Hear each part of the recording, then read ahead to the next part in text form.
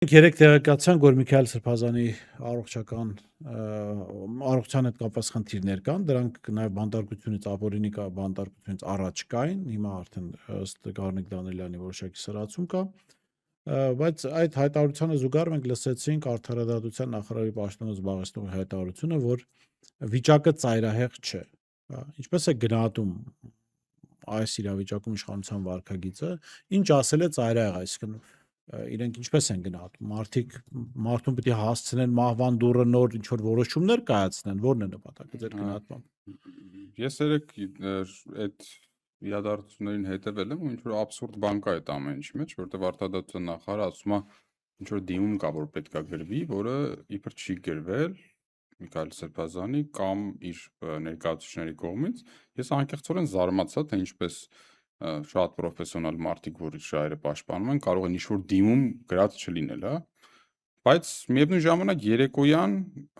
կոնկրետ Facebook-յան էջով, որով ընդհանուր պաշտպանական թիմը հայտարարություններ է սովորաբար տարածվեց, որ նշված դիմումը ներկայացվել է դեռևս մոտավորապես 1 ամիս առաջ, այսինքն բավականին ժամանակ առաջ,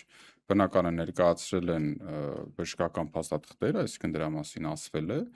կոնկրետ բժշկական խնդիրը, որում նշվել է եւ որում արկա է ցուցում կոնկրետ վիրահատական միջամտություն կատարելու համար եւ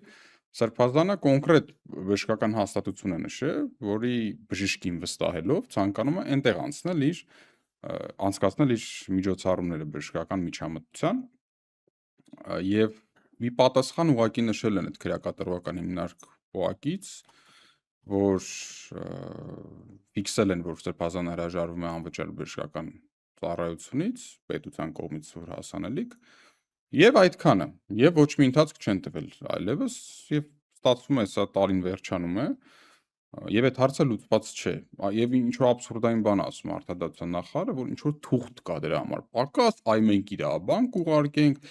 իրականում սա ցույց է տալիս, որ մեր պետությունը, այդ պետության ներկայացուցիչները ինչպիսի ապաշնորհ եւ թքած ունենալու